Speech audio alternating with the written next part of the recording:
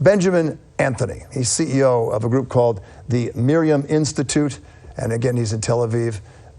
Mr. Anthony, thank you for joining us. Appreciate it. Thank you for having me. Before we get into a discussion, I appreciate you doing this. Tell me exactly what your institute does.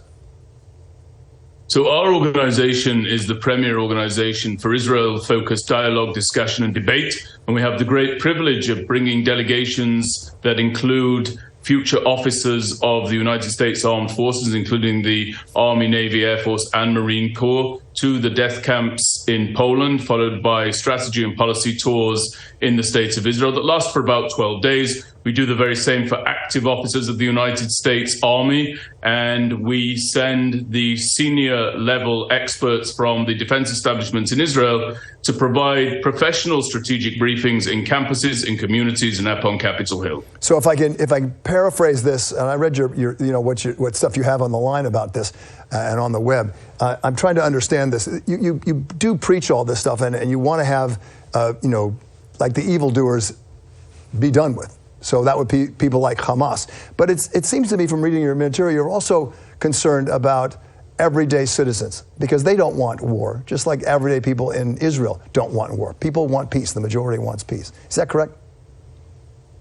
Well, first of all, I'm certainly not a preacher, though I am the grandson of a rabbi. He might have been a fine preacher. I can't claim to be so. Okay. My concern is certainly right now squarely placed in the area of the citizens of the State of Israel. I am deeply concerned for the immense suffering that our people have fallen prey to as a consequence of the most horrific attack that has befallen the Jewish people, a people who have only ever been given half a chance in this world, at best.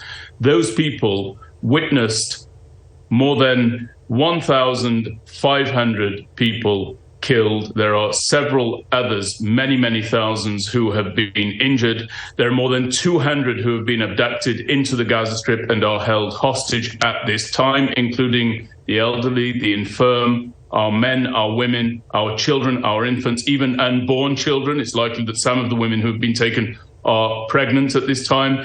And the simple fact of the matter is that a threat such as that, an atrocity such as that, has to be battled back against. It must be countered, and there is but one way to do so, and that is militarily. Right. So is it militarily against Hamas and getting rid of them? Because the number of people killed in Gaza was more than twice what's happened to the Israelis. And yes, it was the worst attack ever on Israel in that kind of situation. There's no question about it. And people are saying, let's get rid of Hamas. A lot of people are. Certainly Israel is. But what about the civilians in Gaza as well? Yes, the Israel Defense Forces has again showed tremendous restraint, actually, contrary to what many people are trying to suggest. The reality of the matter is that there is now a hanging of fire until such time as the residents of the Gaza Strip are able to move from northern Gaza, specifically Gaza City and north, where the Israel Defense Forces is likely to operate very intensively in the event of a ground incursion. It's not yet been launched, but it seems likely that it will be launched in the near future, in the coming hours or days. And the IDF has facilitated a humanitarian corridor so that those residents of the Gaza Strip can move their way down to the south of the Gaza Strip, and there perhaps Sisi of Egypt will open up the border and allow those who are fleeing the conflict to go into the Sinai Peninsula and have safety there. But I don't know of any other militaries that would give a warning such as that. And I can assure you that Hamas, as you know all too well, because you've seen the gruesome pictures emanating from the attacks on Saturday morning of October the 7th, Hamas gave no such warning to our innocent civilians, and nor would I expect them to. But the Israel Defense Forces, I can assure you, will be targeting Hamas operatives, Hamas strongholds, and they will not be targeting civilians. Yeah, there's no question. They gave no warning, and that was just horrible. The worst we can think of. Very quickly, let's just say that they move south, and Israel has stopped its strategy to go in to Gaza until people get out of there. What happens then? What's the prospects for peace? Is there a peace? Let's just say you eliminate Hamas. Is there a strategy going forward for peace?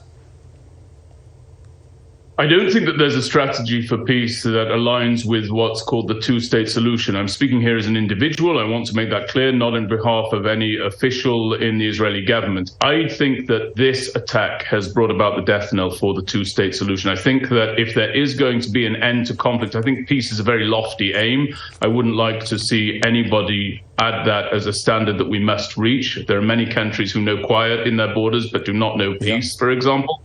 So what I believe can happen is once Hamas is toppled, destroyed, and eliminated, only under those conditions, if you see the movement of the Gazans down south as a consequence of Israel granting them the opportunity to flee the incursion that is going to take place, and if Sisi opens the gates and allows them to cross into the Sinai Peninsula, one might be able to see the establishment of a state for the Palestinian Arabs in the Sinai Peninsula, abutting the Gaza Strip. It's a possibility, but it will not happen without the utter demilitarization and toppling of Hamas. That must come first. We are right to pursue that aim, and there is a real appetite here in the State of Israel to bring about an end to this evil, wicked regime. Benjamin Anthony, making his case, CEO of the Miryam Institute. We thank you for joining us. Lots of people you know are still hoping for a two-state solution, but that's up for debate. Appreciate you taking time, sir. Thank you.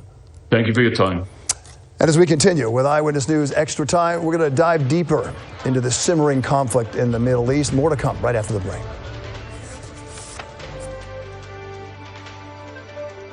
I wish for the amazing new iPhone 15 Pro. Sean, do you mean this one, the one with titanium? Switch to Verizon. You can trade in any iPhone and get the new iPhone 15 Pro on them. It's your last chance to trade in any